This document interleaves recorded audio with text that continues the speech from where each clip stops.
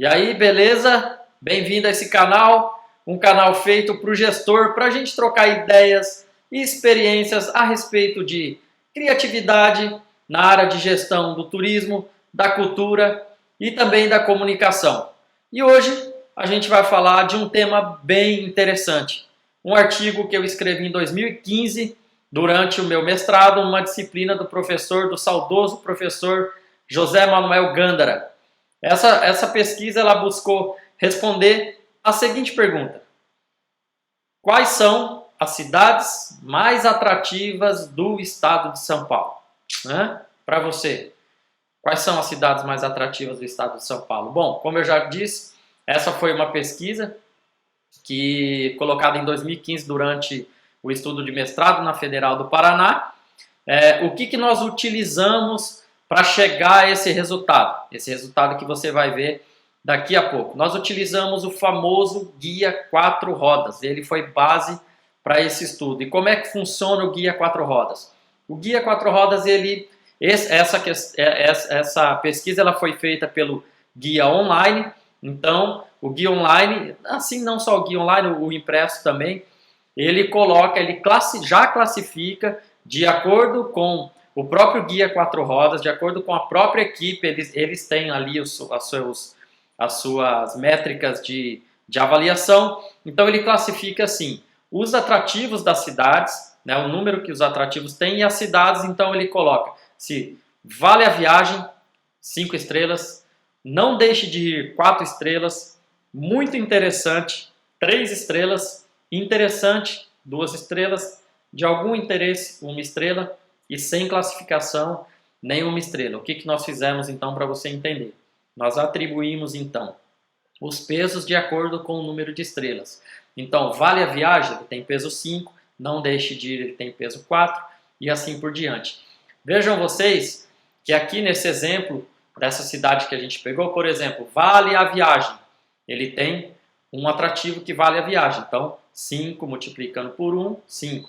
Não deixe de ir, ele tem 5 atrativos, né? Então, se você multiplicar 4, né, o peso 4 vezes 5 atrativos, são 20. E aí, nós fizemos uma somatória. Você que é jovem, talvez não conheça o Guia 4 Rodas. Eu conheço um pouquinho, né? Não sou tão jovem assim. Mas eu me lembro muito bem do meu pai, quando a gente fazia as viagens, meu pai pegava ali aquele 4 rodas, os mapas, o Google Maps e o Waze daquela época, era dessa forma. Pode perguntar aí pro seu pai, pro seu tio mais velho, dependendo da sua idade. Os que já têm mais idade vão entender bem o que eu estou falando. Inclusive eu tenho uma versão impressa aqui do guia, né? Aqui, ó. Guia 4 rodas, esse é de 2011, o guia impresso. Então ele tem, eu vou pegar um exemplo aqui para vocês entenderem. Vamos lá, eu até separei aqui. Por exemplo, cidade de Brotas, estado de São Paulo. E aí ele coloca lá os hotéis, todos eles que tem. Os hotéis, ele também coloca a classificação. Então, aí depois ele tem... cadê? Hotéis, aí ele tem restaurantes, aí ele tem atrações. E aí, nas atrações, você consegue ver aqui... Cadê? Olha lá. A atribuição que ele dá nas estrelinhas, ó. Veja aí. As estrelinhas, assim como está aí embaixo no Guia Online. Então, atrações, caraca, Brotas tem bastante atrativos mesmo. Bastante. Bom, Guia 4 Rodas, recomendado, mas acabou, não existe mais. Mas é bem bacana, é uma publicação bem significativa no turismo nacional. Vamos lá, vocês entenderam como foi feita então essa leitura. E aqui está o mapa de distribuição de atratividade de acordo com o que nós ranqueamos. Para vocês entenderem então, se fosse responder quais as cidades mais atrativas do estado de São Paulo, de acordo com o Guia 4 Rodas, deixa eu colocar uma lupinha, aqui está. Nós atribuímos então nível 1, nível 2, 3 e 4. No nível 1, nós temos São Paulo, Ubatuba e Ilhabela. No nível 2, de 21 a 50 pontos, Bertioga, Ribeirão Preto, Caraguá, Peruíbe, Guarujá, Campos do Jordão, Santos, Brotas, São Sebastião, várias cidades do litoral. Depois no nível 3 aqui a gente tem Águas de Lindóia, Cananéia, Cotias, São Francisco Xavier, se eu não me engano é o distrito de São José dos Campos, Taubaté, Paranapiacaba, que também é um distrito, São Luís do Paraitinga, Campinas, Iporanga, Itu. E nível 4, aqui, várias outras cidades de 0 a 10 na pontuação, nesse ranqueamento que nós criamos aqui. Bom, logo de cara, o que você consegue observar daí? Estranho, né? Alguma coisa bem maluca. Por quê? Porque o guia praticamente exclui aqui toda a região oeste do estado, né? Região ali noroeste também, se concentrando os atrativos bem aqui nessa região de São Paulo, região de Campinas. Ele vem até aqui um pouco mais para cima, aqui no norte a gente tem Barretos, Olímpia, Ibirá, enfim, aí Ribeirão, isolado ali, Ribeirão naquela zona. Aqui também a gente tem Caconde, isolado, e depois os municípios já mais próximos, né, São Carlos, Dourado, Barra Bonita, enfim, essa região aqui é uma região do Tietê também, lá, Piracicaba, Nova Odessa, enfim. O que é legal a gente observar? Bom, de nível 1, a gente vê então que são 2 cidades litorâneas, né? Ubatuba e Ilhabela, e de fato são cidades, de acordo com os critérios deles atribuídos, mas são cidades que possuem uma atratividade bacana, e São Paulo, que por conta do número de atrativos e tudo mais, está aí também. E aí alguns destaques que a gente vai comentar na sequência. O primeiro destaque que eu gostaria de colocar aqui para vocês: as cidades não turísticas bem colocadas. Quando eu digo não turísticas, eu faço uma reflexão com a política de turismo do estado de São Paulo. Vocês sabem que o estado de São Paulo possui estâncias turísticas e municípios de interesse turístico, né? Então, a gente pode observar aqui que essas cidades que não possuem esses títulos, elas estão aqui de forma bem colocadas, né? São elas São Paulo, Ribeirão, Campinas, Paranapiacaba, Cotias, São Francisco Xavier, Taubaté, Jaguariúna e São Carlos. É claro que aí aqui vale um parênteses, né? A lei ela já fala que cidades com mais de 200 mil habitantes já não pode ser cidade de estância turística, certo? Eu olho aqui de vez em quando aqui do lado porque eu tenho um monitor de retorno, tá ok? Para ver aqui minhas anotações.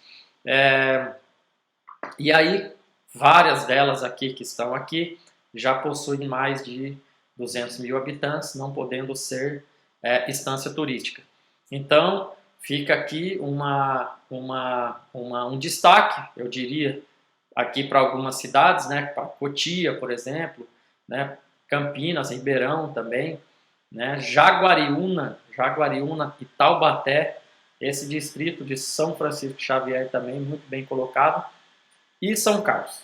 São os destaques, os primeiros aqui, as primeiras observações que a gente faz. O segundo destaque que eu coloquei aqui são municípios de interesse turístico, MITs, né? E todos com menos de 10 pontos. Todos os MITs aqui ranqueado nesse ranqueamento do 4 rodas, eles possuem menos de 10 pontos, tá? O melhor MIT classificado é Jundiaí. Jundiaí na pontuação, deixa eu até consultar aqui o meu ranking aqui direto no aqui, ó, só para vocês verem o estudo. Tcharam, tá aqui, né? Estudos e tudo mais. Jundiaí. Ali, Jundiaí com 8 pontos em 35ª colocação, que é o MIT mais bem colocado dessa classificação, né? Tá bem longe ali dos outros. Bom, primeiro que todos os MITs, todos possuem menos de 10 pontos, então estão ali classificados aqui no mapa, nessa parte aqui laranja claro, né, que são inclusive os municípios, maioria. O terceiro destaque que a gente gostaria de falar são sobre as instâncias turísticas. As instâncias turísticas que não atingiram 10 pontos também. E aí você me pergunta, poxa, mas instâncias turísticas são bem conceituadas no Estado. São bem conceituadas no Estado. Mas nesse ranqueamento aqui proposto por nós, de acordo com o Quatro Rodas, são municípios que não atingiram 10 pontos. São eles: Morungaba, Lindóia, Ibirá, Salesópolis, Ilha Comprida, Itanhaém, Bragança, Paulista, Barra Bonita, Amparo, São Roque, ficou ali com R minúsculo, perdão, Olímpia e Serra Negra. Todos eles com menos de 10 pontos, o que traz alguma reflexão também com relação a isso. Poxa, por que instâncias turísticas estão ali, não atingiram 10 pontos, né? Destaque 4, então, que a gente relacionou com o mapa nacional do turismo. Para quem ainda não sabe, o mapa do turismo nacional, ele é atribuído pelo Ministério do Turismo junto com os estados, depois que daí fazem as suas regiões turísticas, e o mapa também possui uma forma de classificação de A, B, C, D e E, enfim, de acordo com empregos gerados no setor, né, o número de hotéis, enfim, o PIB do turismo na cidade, enfim, várias atribuições ali que depois quem tiver curiosidade pode pesquisar um pouco mais sobre o mapa nacional.